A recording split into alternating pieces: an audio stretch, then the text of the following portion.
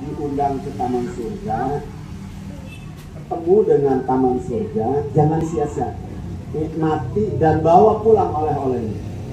Bahasanya farta'uha, dalam bahasa Rasul farta'uha. Kalau farta'u itu ibarat orang lagi bawa gembala domba, kemudian dia nemu padang rumput. Nah, farta'uha itu si penggembala domba itu suruh punya singgasana.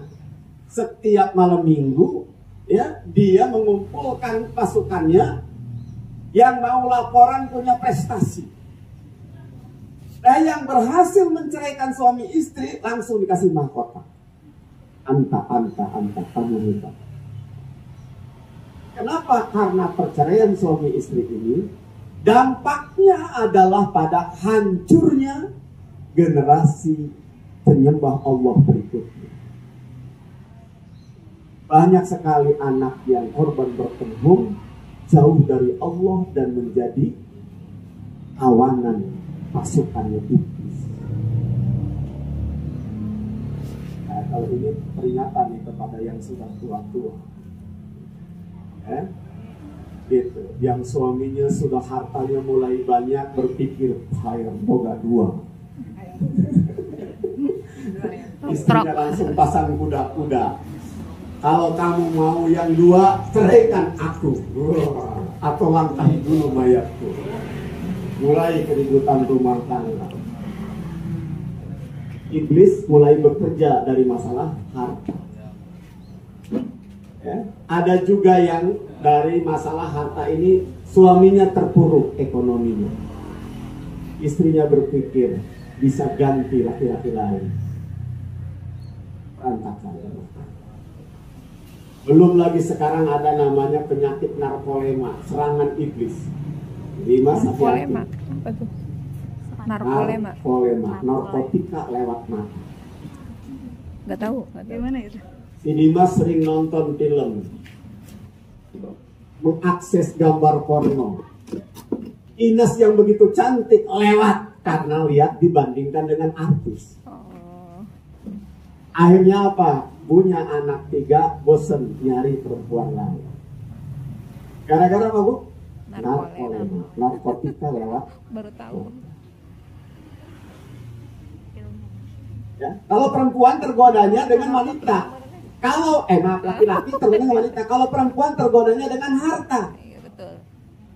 Kata Inas, Mas Dimas, kapan kita jalan-jalan pakai mobil sendiri? Dulu kita tidak honeymoon, kapan kita honeymoon ke Bali? Pusing Dimas, gimana sih? Keinginannya kok banyak banget ini saya. Mulai. Ini narkotika yang bahaya. Akhirnya apa? Alih-alih berpikir memikirkan bagaimana anaknya sukses, bagaimana anaknya terdidik, suami istri itu ribut masalah harta, ribut masalah cinta, ribut masalah wanita. Akhirnya apa? Anak-anaknya menjadi teman setan. Tidak dekat dengan ibu bapaknya karena ibu bapaknya ribut masalah cinta. Oke. Kalau suami istri diganggu seperti itu, supaya dipisahkan dan mereka tidak berhasil, saya ingatkan, ya, pengantin baru dan pengantin lama yang masih produktif. Ya. Apa kata Rasulullah SAW? Apabila kalian mendatangi istri kalian, bacalah Allahumma jannibi syaitan. Ya Allah, jauhkan setan dariku. Wa jannibi syaitan amma razaqtana, dan jauhkan setan dari rizki yang akan kau berikan pada kami. Rizki apa? Rizki anak. Dalam hadis yang maka apabila dia berdoa seperti itu, maka anaknya tidak akan bisa terganggu setan. Jadi Bapak Ibu, kalau punya anak kayak ini, anak kayak kesetanan. Buat nama ibu bapak anak penyenan dengan doa. lupa, ngeburu-gusu, Israel dulu, pohon doa. Ya, kata Rasulullah Shallallahu Alaihi Wasallam, siapa yang mendatangi istrinya tidak ingat Allah, minimal baca basmalah aja dia lupa, maka ada setan pasukan iblis yang menyetubuhi istrinya lebih dulu. Rentan. Kita kasih tahu, ini banyak yang lupa. Jadi setan sudah mengintervensi sejak awal bagaimana proses anak itu. Ya. Jadi ada cengkraman setan awal dari mulai pernikahan, kemudian pada saat maaf, persenggamaan, pembuahan, dia ikut mengintervensi. Bahkan seorang sahabat Rasulullah SAW bertanya kepada Rasul, ya Rasulullah, menurut pendapat kami ini lagi diskusi, anak lahir pada nangis, kenapa? Banyak diskusi gitu kan. Kalau di zaman sekarang saya tanya pada psikolog, tanya kepada ibu bidan, kenapa anak lahir begitu keluar kenapa? Pengaktifan paru-paru biasanya. Nah, mengaktifasi paru-paru itu fungsinya, tapi kenapanya? Kenapa? Oh, di dalamnya di dalam itu hangat, begitu keluar kedinginan, apalagi ruangan bersalinnya AC. Kaget dia nangis. Ya, ada lagi. Ya, di tangan dua karena dia kejepit dulu, sakit, keluar nangis. Oh, karena sakit. Ada lagi, ya, karena kepalanya dua, kaget dia. Secara psikologi. Tapi ternyata jawaban Rasulullah SAW, kata beliau, itu adalah cubitan setan. Setan mencubit. Sekarang kita ketemu, kamu menjadi sasaran saya. Ya? Ya, ada hadis Rasulullah SAW. Nanti kalau ibu bapak ingin jelas, silahkan nanti baca buku ini. Namanya Prophetic Parenting kan nanti. Ya. Ini Ines udah punya belum? Dimas belum beli ya. Sisihkan tabung uang beli. Kalau belum punya juga pengen baca boleh pinjam. Tapi pinjam lagi. Ya, anak saya belum boleh nikah kalau belum khatam buku ini. Waduh.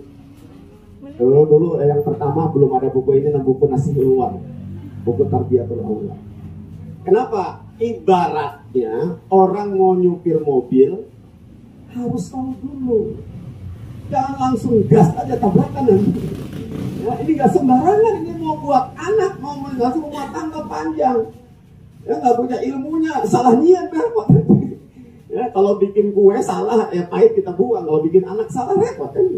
Alhamdulillah, makanya pada hari ini diberi dijadikan acara akikahan untuk tambahan ilmu.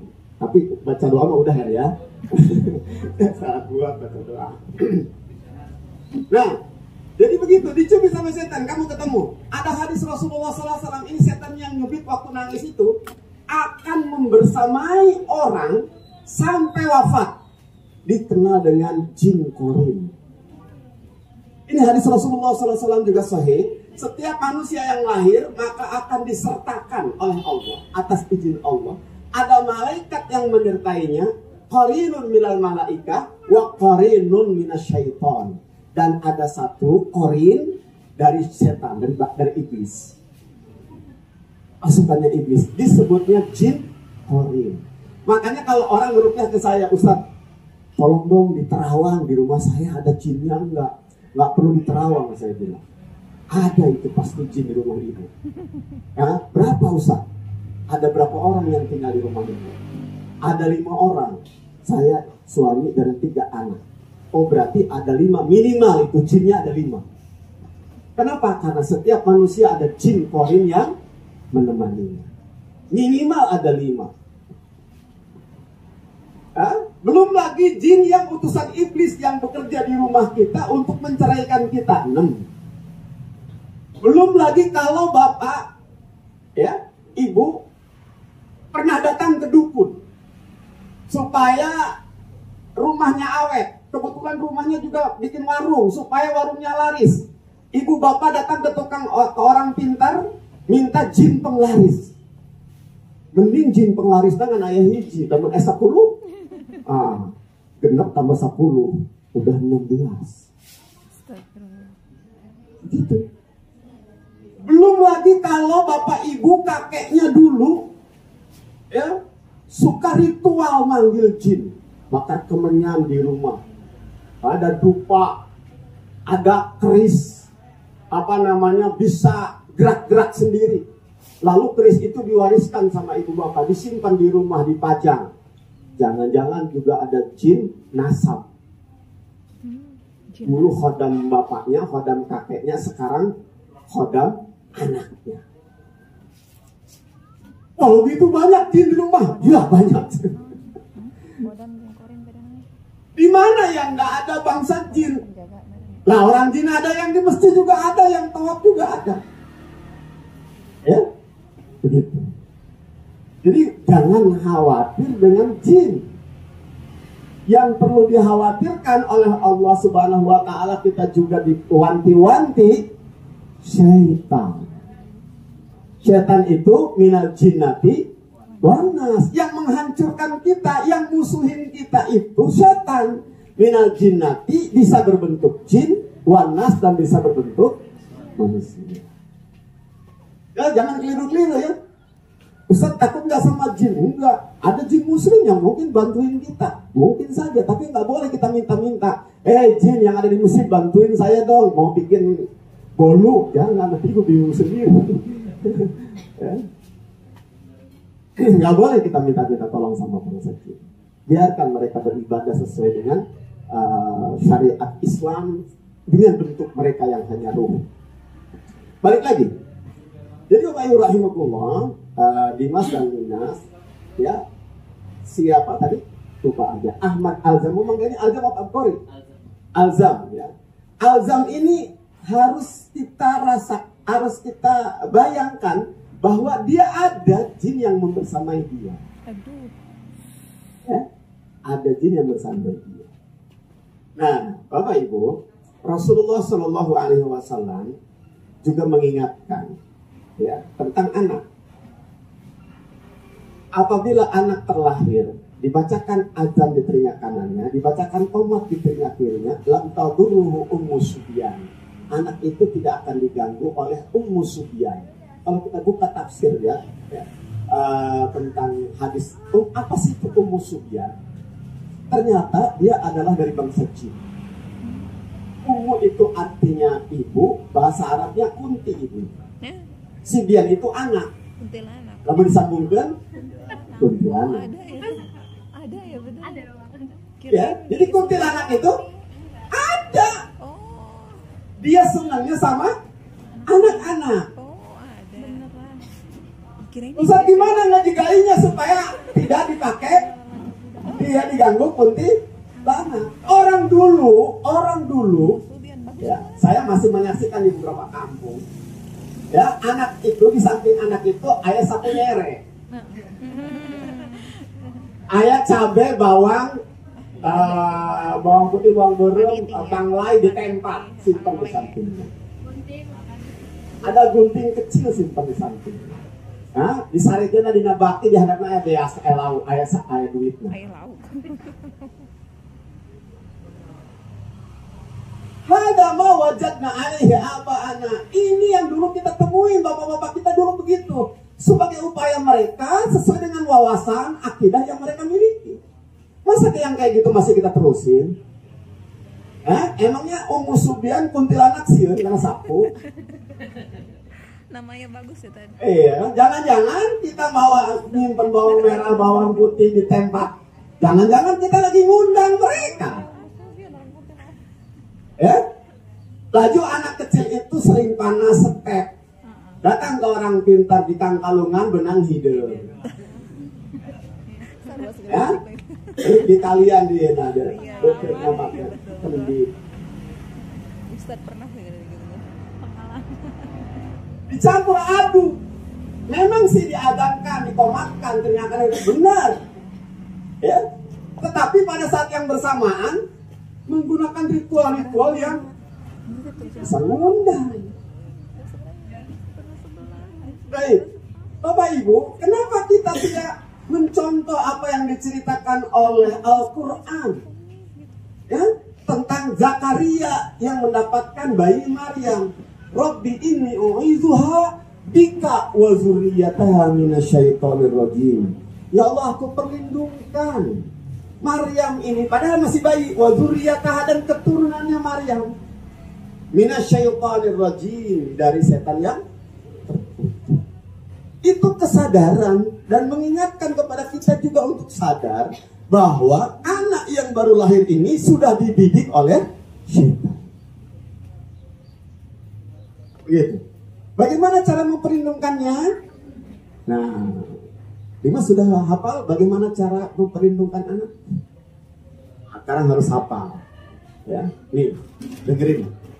Rasulullah SAW mengajari Fatimah untuk memperlindungkan Hasan dan Husain. Kalau kamu meninggalkan anakmu, Dimas mau masak, anaknya tidurin di kamar sendiri, Dimas juga nggak nungguin, letakkan tangan kananmu di jidatmu, bacakan Rabbi inni a'udzubika u'idzuka bi kalimatillahi tammah min kulli syaithanin wa hamah wa min kulli ainin lamah. U'idzuka kalau laki-laki, u'idzuki kalau perempuan. Saya perlindungkan kamu di kalimatillahi tammah, dengan kalimah-kalimah Allah yang sempurna. Apa kalimah Allah yang sempurna? Al-Quran. Ya. Min kulli syaitan, dari segala kejahatan syaitan. Wahamatin, dan binatang melata, yang kelihatan maupun yang tidak kelihatan. Ini sudah lebih dahsyat dari masker. Masker itu hanya upaya ikhtiar, tapi doanya dibaca apa enggak? Bahwa kita berlindung, virus itu bergentayangan, kita nggak ngelihatnya. Tapi wa ma min dabatin illa huwa akhirun binasiyatiha. Setiap yang melata di muka bumi ini ciptaan Allah, apapun itu Allah yang mengendalikan ubun-ubunnya. Jadi virus itu mau masuk kemana, Allah yang mengendalikannya. Dan kita sekarang menyaksikan itu. Dokter yang pakai APD lengkap meninggalnya karena virus corona. Ya, pedagang sayur tidak pakai masker di pasar, musim pandemi terus baik jualan, alhamdulillah sampai sekarang masih sehat. Kenapa? Karena virus Allah yang menentukan kemana masuknya. Ya, siapa yang meninggal karena sebab virus sudah ada catatan. Ya, kita hanya ikhtiar aja, nggak perlu ketakutan. Nah, memperlindungkan anak dari binatang yang melata. Nah, tadi ya, u'iduka di kalimatillahi tamah min kulli syaitanir wahama. Lalu apa lagi? Wa min kulli ainil lamah, dan dari setiap mata hasud yang jahat. Siapa mata hasud yang jahat? Mata manusia atau mata jin? Punten. Di kita ada yang dikenal dengan anak sawan.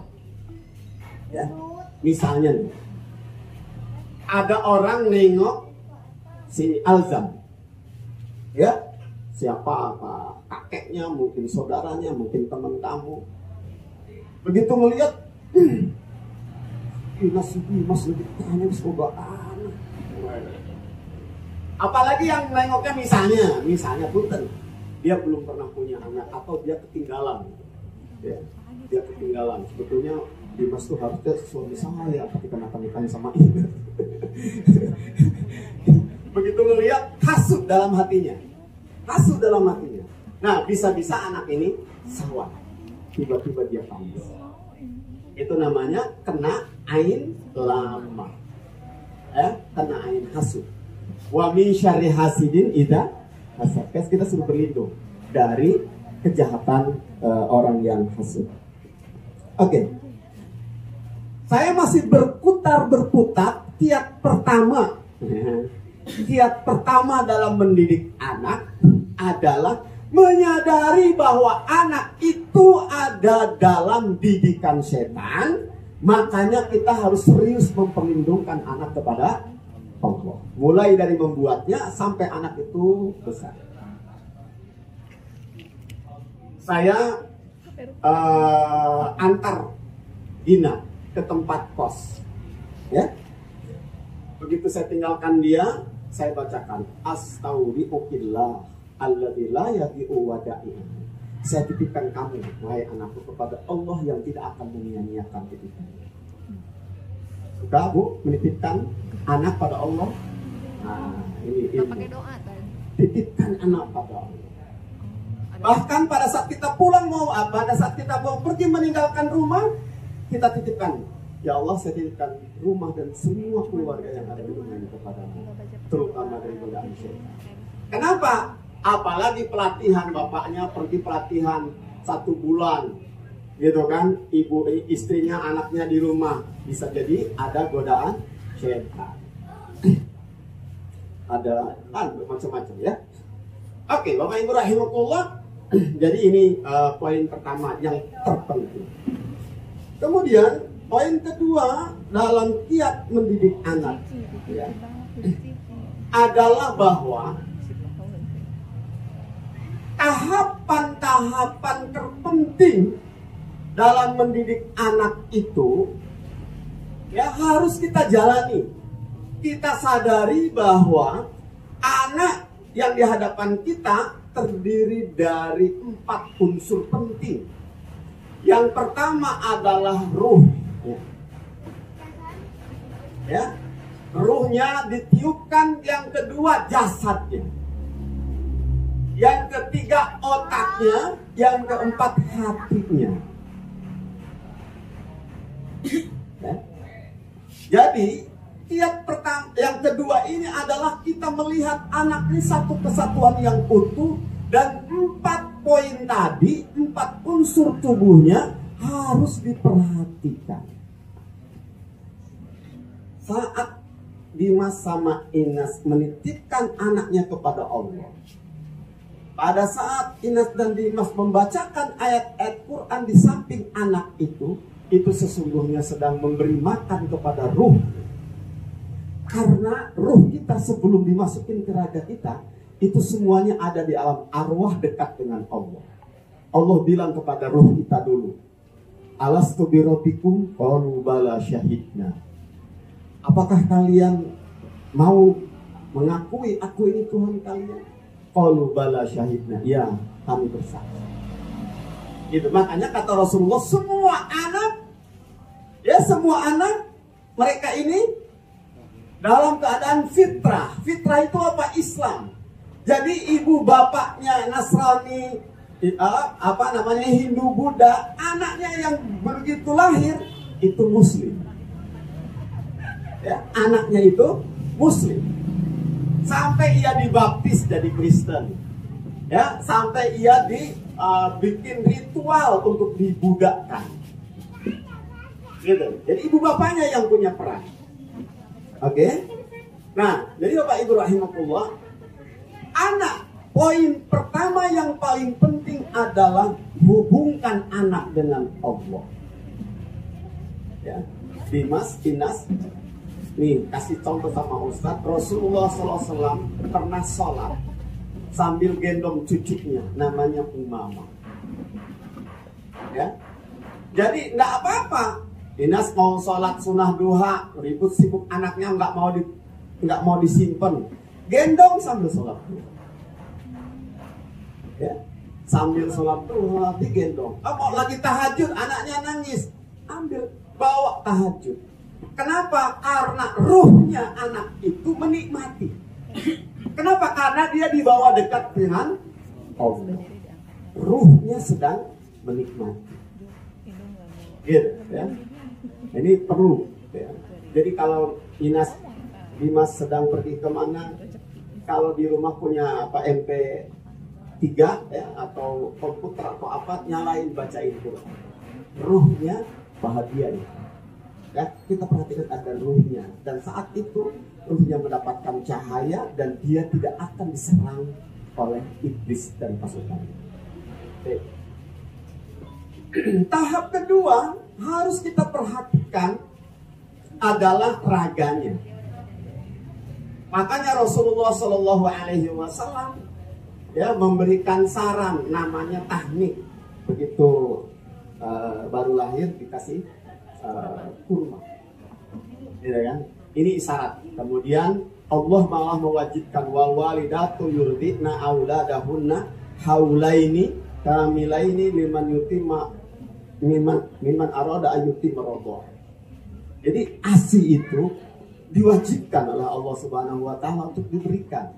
Maka para remaji, remaja putih remaji ya, para remaji itu harus mulai dari sekarang mempersiapkan diri, konsultasi ke yang mengerti kesehatan, bagaimana supaya nanti kalau saya jadi ibu ASInya bagus.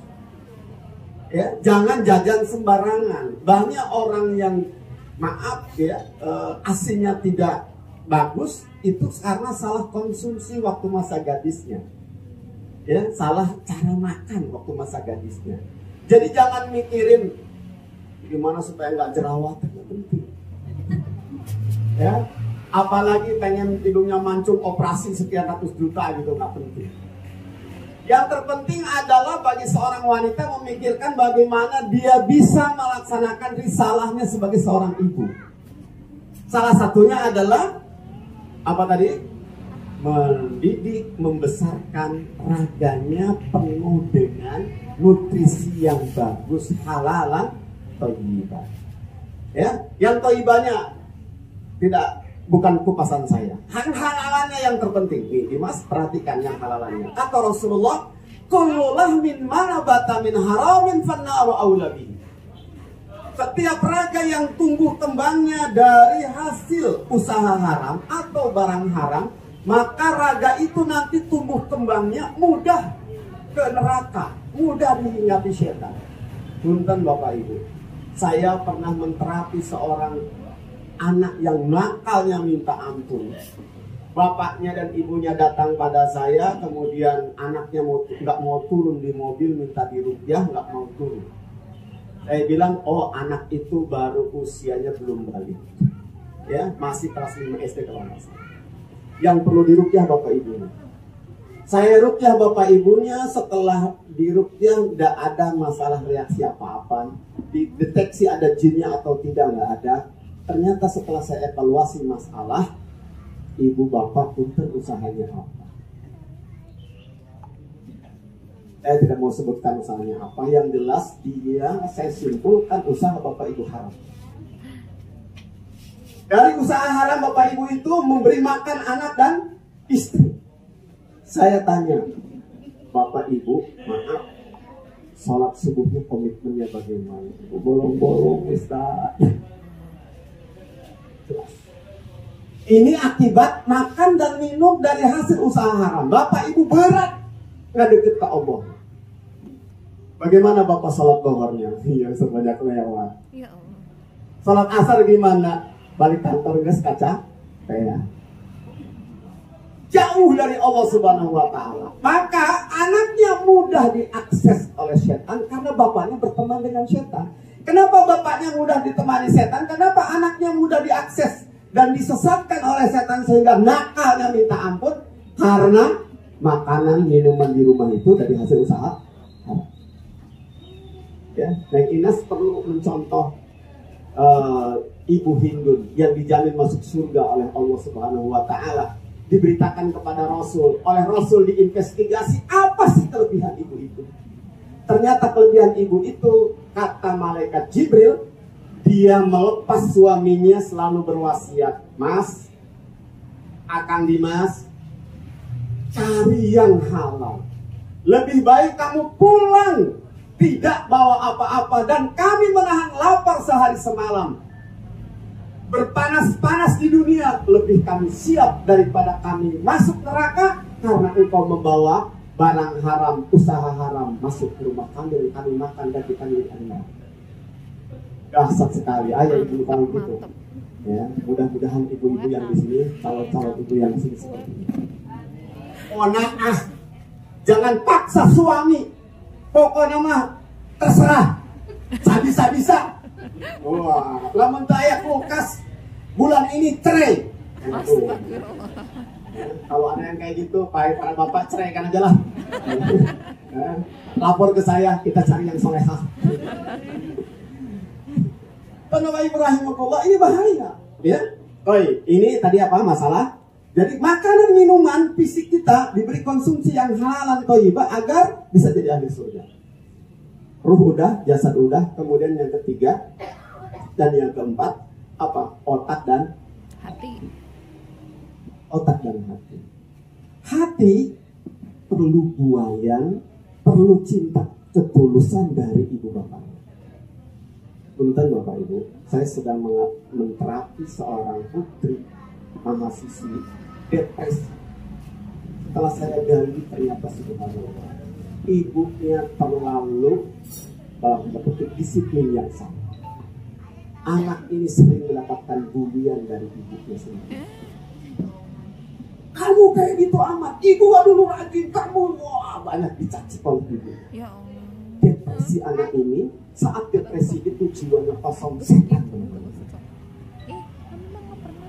Dia didesak, kamu harus begini, kamu harus begini. Anak itu karena dia wanita, dia nurut, tapi dia menaruh dendam pada ibu. Ya, kadang kita ini cinta sama anak, tapi salah cara. Saya yakin ibu itu nyuruh begini sama anaknya biar anaknya berhasil karena cinta. Tapi karena salah dan tidak tahu cara mendidik dan berbahasa, efeknya negatif. Makanya Inas Dimas belajar ya psikologi terapan, bagaimana cara berucap pada anak. Ya, kenapa? Karena jiwa anak itu terbentuk oleh kata-kata yang didengarnya dan tingkah laku yang dilihat. Anak saya ibu kaget pernah di usia 4 tahun ya, belum TK, ngomong sama bapaknya minta jajan. Saya bilang nanti dulu ya, ayah ada tamu. Anak saya marah ngomong begini, monyet bengong dia. Kaget saya, malu lagi di depan tamu.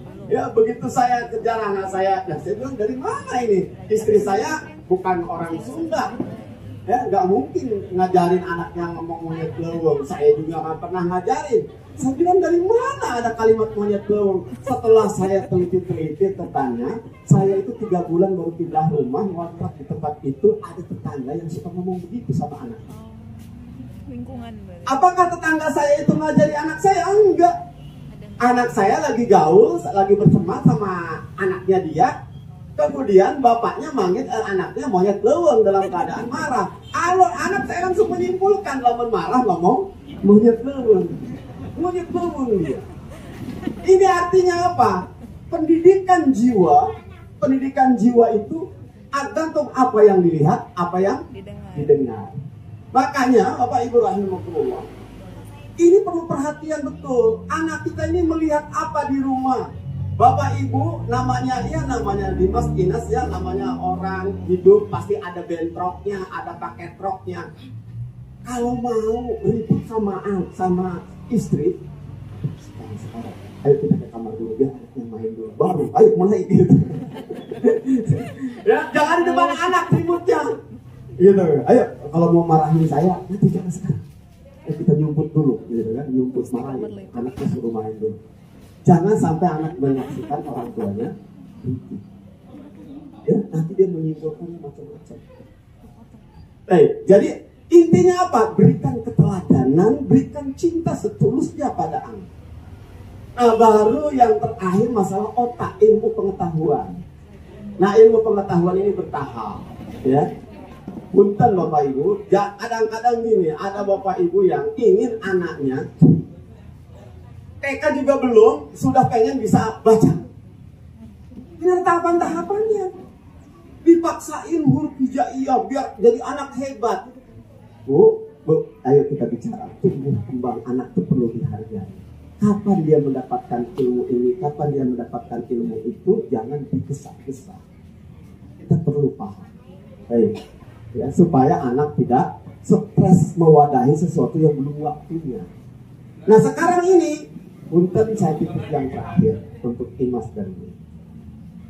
Apa yang dilihat oleh anak? Sekarang saya banyak prihatin. Ibu-ibu mendiamkan anaknya dengan suruh nonton game. Akhirnya apa? Anak itu tidak bisa bergaul. Kenapa? Karena dia bisa ngobrolnya dengan HP. Lihat, bicara apa aja sih? Baru juga tadi kita bilang. Biar Ini anteng tolong ini diperhatikan betul. Kalaupun mau memilihkan, pilihkan. Ya, subhanallah ya, saya lihat si teteh lupa itu. Dia memprotek betul bagaimana anaknya ini jangan sampai hobi dengan HP. Salah satunya adalah masalahnya ibunya hobi HP, nggak mau ngeganggu anaknya, anaknya dibeliin juga. Ibunya nonton YouTube, anaknya nonton YouTube. Jadilah korban empuk buat iblis dan pasukan. Jadi narkotika lewat mata, anak sudah kecanduan. Gak mau diem kalau belum lihat HP. Ayahnya mencoba melucu di depannya, nggak lucu. Iya, kenapa? Yang lucunya ada di HP. Ibunya menghibur dia, nggak terhibur. Kenapa? Hiburannya ada di HP. Akibatnya apa? Anak memang satu kamar dengan ibunya, satu kasur dengan ibunya, tapi dia jauh dari ibu dan bapaknya. Ini ya kegelisahan saya. Ini tip ya, si Ajmal ini, Alzam ini walaupun bagaimana juga cucu saya. Saya titipkan sama dia masalah ya. Jaga mereka, jaga ya, dan dekat dengan dia. Buai dia. Ada namanya bondi, peluk dia akan bawa dia. Biarkan dia kagumnya, bahagianya pada ibu bapaknya, jangan ke benda kotaknya. Bahwa sekali-kali dia akan kenal, juga kenal, nggak diajarin juga itu bisa. Berarti anak saya kudet kalau nggak dikasih. Anak segede gitu dikasihnya, nanti kudet, enggak, nanti juga bisa ya kayak gitu. Justru bapak ibu harus khawatir kalau anak diajak main sama bapak ibu, ternyata dia lebih nggak mau. Berarti sesungguhnya ibu bapak cintanya berebut sama HP. Dan kembali sesungguhnya bukan masalah HP-nya, tapi jin korin yang menemaninya berhasil menjauhkan anak dari ibu dan bapak. Hanya panjang ngomongnya, tapi waktunya sudah terbatas ya. Soalnya sudah aroma masakannya sudah tercium. Terima kasih yang sebesar-besarnya atas perhatiannya. Semoga Allah Subhanahu wa Ta'ala memberkahi keluarga Imas dan Dimas, bisa membimbing anak-anaknya. Ya, mudah-mudahan disusul anak kedua, ketiga, keempat, kelima, keenam, ketujuh, ke-8, ke-9, ke-10, 11, 12. Kalau sih nangannya.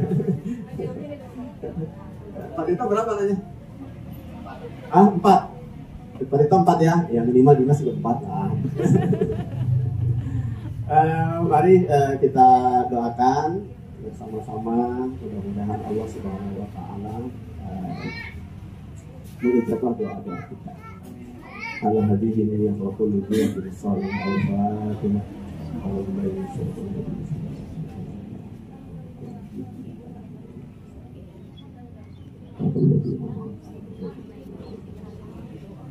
Allahumma amin ya mujib as-sayyid ya rabbana lakal hamdu kama yanbaghi li jalali wajhika wa li sultani. Allahumma rabbana zalamna anfusana wa lam taghfir lana wa tarhamna lana la tuzigh qulubana ba'da idh hadaytana wa hab lana min ladunka rahmatan. Allahumma a'inna 'ala dhikrika wa shukrika wa husni ibadatik. Allahumma rabbana hab lana min azwajina wa dhurriyyatina qurrata a'yun waj'alna lil muttaqina imama. Rabbana hab lana min azwajina wa dhurriyyatina qurrata a'yun waj'alna lil muttaqina imama. Rabbana hab lana min azwajina wa dhurriyyatina qurrata a'yun waj'alna lil muttaqina imama. Allahumma ja'al Ahmad Alzam Akbar waladan salihan baran li walidayhi. Allahumma ja'alhu min ulama'il Islam.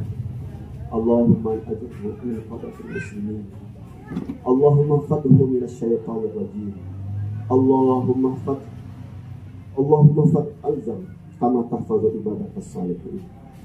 Allahumma a'in walidayhi li tarbiyatihi ya arhamar rahimin. Allahumma ja'alhu qurrata a'yun lana, qurrata a'yun lahum wa qurrata a'yun lil muslimin amin ya arhamar rahimin. Allahumma hdihi wahdi walidayhi wahdi jami'al muslimin wa wafiqna wa iyyahum lima tuhibbu wa tarda. Allahumma hassin maqasidana wa balligh muradana bi khair. Allahumma rabbana ighfir lana wa li walidina wa li jami'il muslimin wal muslimat wal mu'minina wal mu'minat al ahya'i minhum. Allahumma barik lana fima razaqtana wa qina adzabannar. Rabbana atina fid dunya hasanah wa fil akhirati hasanah wa qina adzabannar. Wa sallallahu ala sayyidina Muhammadin wa ala alihi wa sahbihi ajma'in. Walhamdulillahi rabbil alamin.